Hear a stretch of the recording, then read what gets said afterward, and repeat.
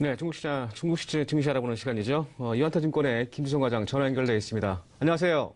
네, 안녕하십니까. 네, 최근 중국 증시가 그림자 금융 청산 작업 규제과 또 정부의 규제 강화로 촉발된 조정세가 계속 이어지고 있는 모습인데요. 현재 중국 시장은 어떤 모습을 보이고 있는지요?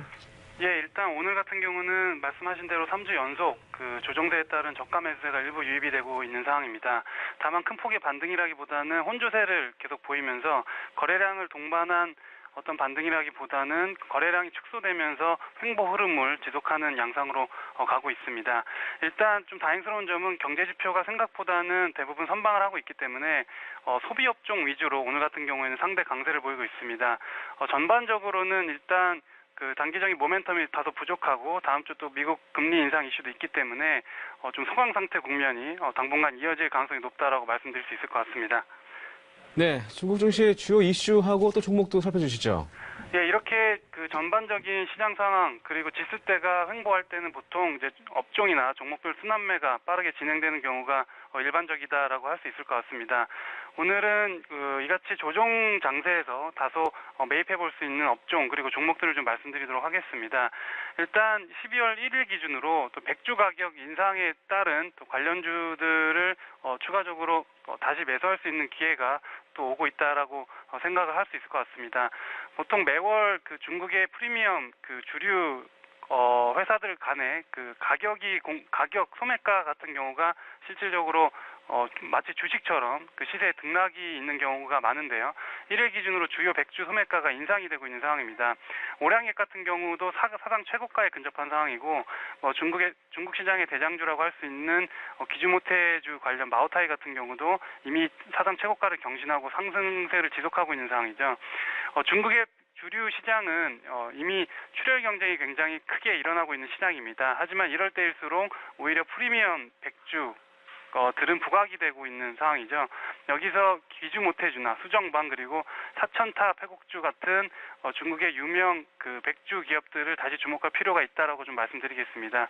특히 기주모테주 같은 경우는 거의 2년에서 3년 연속 추세적인 상승을 하다가 최근 지수 조정에 잠시 소폭 조정을 받은 상황인데 여전히 내년에도 상승 모멘텀이 뚜렷이 크다라고 볼 수 있고 중국의 소득주도 성장의 가장 큰 수혜주들은 이러한 중국 소비 관련된 종목이기 때문에 계속해서 주목해서 볼 필요가 있다라고 말씀드리겠습니다.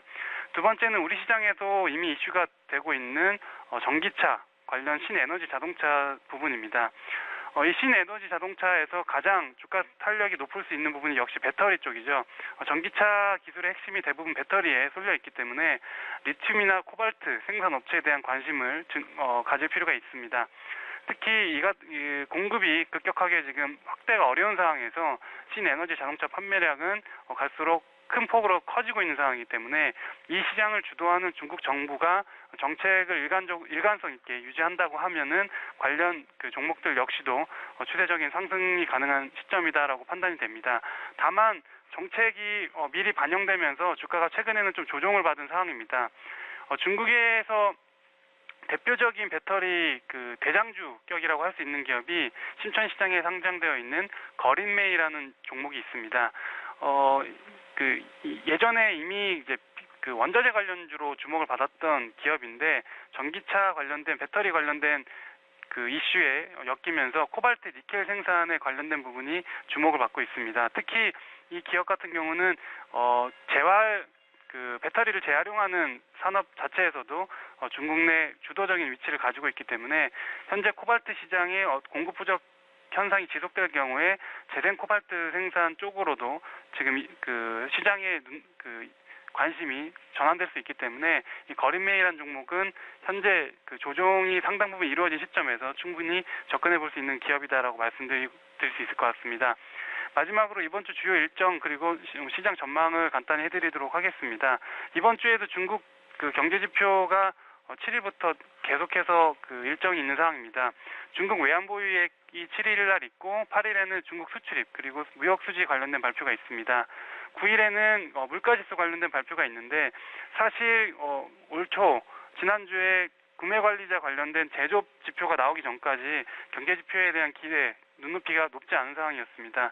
하지만 생각보다 그 경제 지표, 제조업 지표들이 선방하는 모습이 나오고 있기 때문에 시장이 추가 하락보다는 오히려 경제 지표가 다소 시장을 지지해 줄 수 있는 어떤 버팀목 역할을 해줄 수 있을 것으로 기대를 할 수 있을 것 같습니다.